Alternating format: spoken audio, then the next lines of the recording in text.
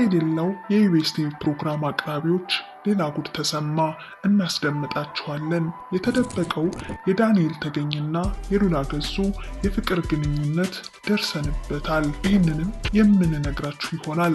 ዳንኤል ተገኝ ትዳሩን እስከ መፍታት ያደረሰው ድብቁ የፍቅር ግንኙነት። ጉድ ሳይሰማ መስከረም አይጠባ አይደል የሚባለው። ትዳርን እስከ መፍታት የሚያደርስ የፍቅር ግንኙነት እጅግ በጣም ይገርማል።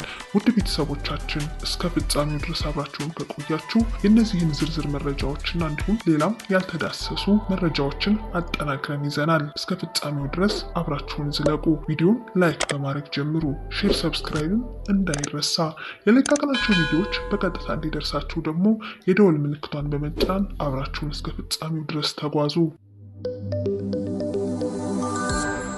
ዘርፈ ብዙ ኢቢኤስ ቲቪ ውስጥ የትየለሌ የሆኑ ጉዶችና ክንውኖች ሲፈጠሩ ሰነባብተዋል። አቅራቢዎቹ በተለያየ ጊዜ መነጋገሪያ መሆናቸው ቀጥሏል።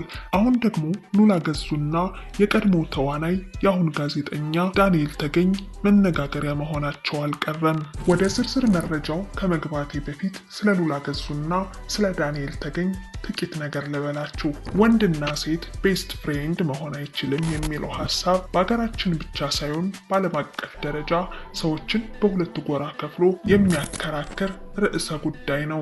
የሉላ ገዙና የዳንኤል ተገኝ ግንኙነት የሚጀምረው ቤስት ፍሬንድ በሚል መጠቅለያ ውስጥ ነው። ሆኖም ግን ዳንኤል ወደ ኢቢኤስ ቲቪ ከመምጣቱ በፊት ቀደም ብሎ ከ10 ዓመታት በላይ የመተዋወቅ ታሪክ እንዳላቸው በተለይ ሉላ ገዙ ደጋግማ ስትናገር ተደምጣለች። ከቅርብ ጊዜ ወዲህ ጉዳዩ ከጓደኝነት እየተሻገረ እንደነበረ ብዙ ፍንጮች ሲሰጡን ሰነባብተዋል። ዳንኤል ተገኝ እንደዚህ በየሳምንቱ በዚህ እየመጣ ከማየታችን አስቀድሞ በቲያትር ቤት መድረክ ላይ ስሙ የገነነ ነበር።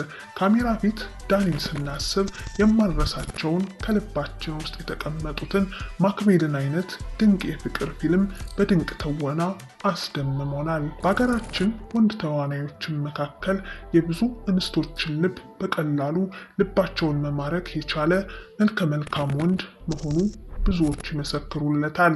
ከነዚህም ውስጥ ተወዳጇና ቆንጅየዋ ሩታ መንግስታብ እንደዚህ እንዳሁኑ ታዋቂና ዝነኛ ከመሆኗ በፊት ዳንኤልን በቲቪ ተመልክታው ተወደው እንደነበር ታደንቀውም እንደነበር፣ ነገር ግን እሱ ኩሩና ማንንም ሰው የማያወራ ቀብራራ እንደነበረም ትናገራለች።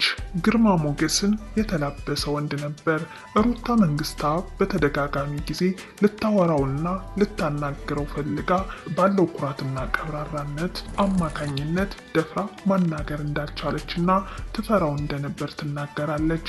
በሰዓቱ ሩታ መንግስታብ በዳንኤል ፍቅር አቅሏን ስታ እንደነበረምና የመኝታ ቤት ክፍሏ ሙሉ የዳኒ ፎቶ እንደነበርና ሁልጊዜም ፎቶውን እያየች ታለቅስ እንደነበር ትናገራለች።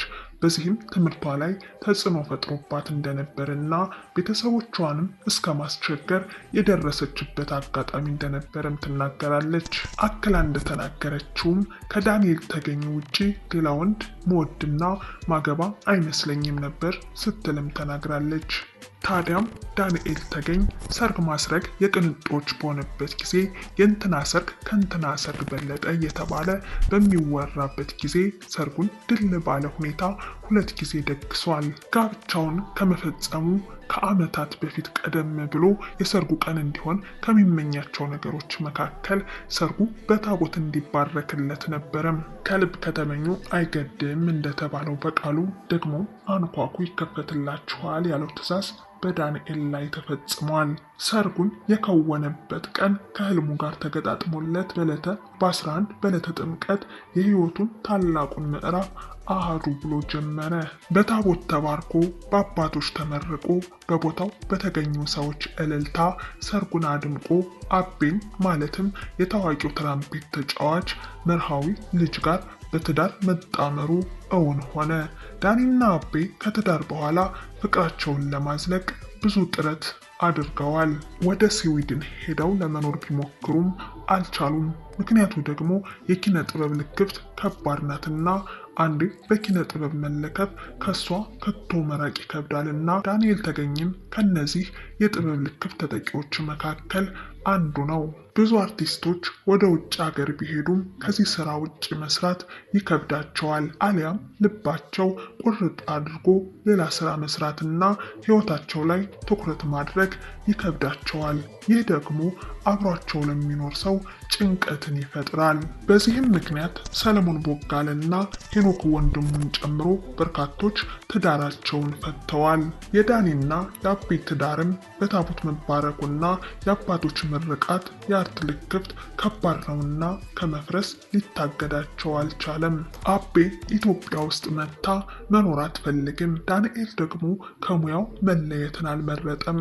እናም ትዳራቸው መጨረሻው ሳያምር ቀርቷል። ከመፍረሱ ቀደም ብሎ ትዳራቸው በጭቅጭቅና በሰጥ አገባ እየታወከ ብዙ ጊዜ እንደቆየ ዳኒ በአንድ ቃለ መጠይቁ ሲናገር መመልከታችን ይታወሳል። ጉዳዩ እንዳበቃለት በሽማግሌዎችም ሊፈታ እንዳልቻለ የተረጋገጠው ግን በቅርብ ጊዜ የልጃቸውን አቤ በቅርቡ በሶሻል ሚዲያ ባጋራችው ነበር።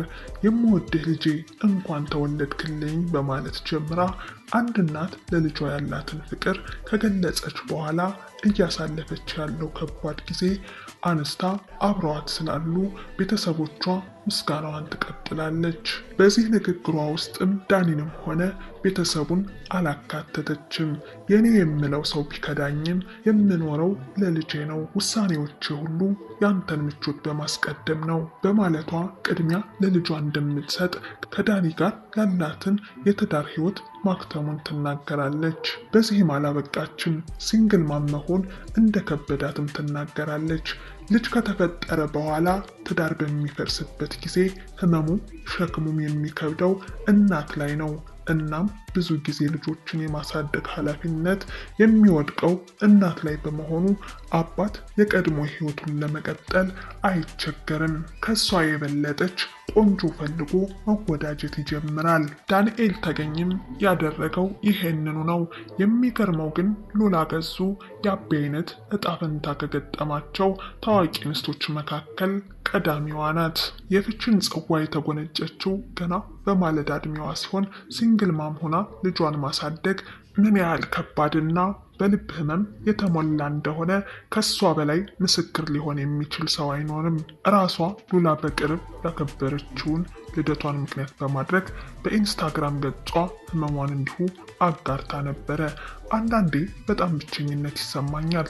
ይህ ሲሆን መታቀፍ ብቻ ነው የምፈልገው። 2 ልጆቼን ብቻዬን ማሳደጌ ብቸኝነትና መከፋት የሚጠበቁ ስሜቶች ቢሆኑም በባህሪ ግን ቶሎ የሚከፋኝ ሰው አይደለሁም። እስከ መጨረሻው ድረስ ሄጄ የምታገስ በመሆኔ ማንም ሰው ህመሜን አይረዳኝም ስትል ትናገራለች። ውቧና ዘንካታዋ ፕሮግራም አቅራቢ የሆነችው ሉላ ስኬት ወደ እሷ በቀላሉ መምጣቱና ገና በአፍላ እድሜዋ ገንዘብን እውቅናም እንዲሁም ሌሎችም ዓለምን መዞር ብዙዎች ረጅም ዓመት የሚጨርስባቸውን የስኬት መንገድ ለእሷ ቀላል ሆኖ ቤቷ ድረስ ከተፍ ብሎላታል። ከዚህ በላይ የሚያስገርመኝ አዲስ ነገር አይኖርም ስትል የተናገረችው ሉላ በወቅቱ ልቧን የገዛውን ጉብል ለማግባት ተነሳች። በወቅቱ መቀሌ ዩኒቨርሲቲ አቋርጣ የመጣችው የሳይኮሎጂ ትምህርት በአዲስ አበባ ዩኒቨርሲቲ ተማረች።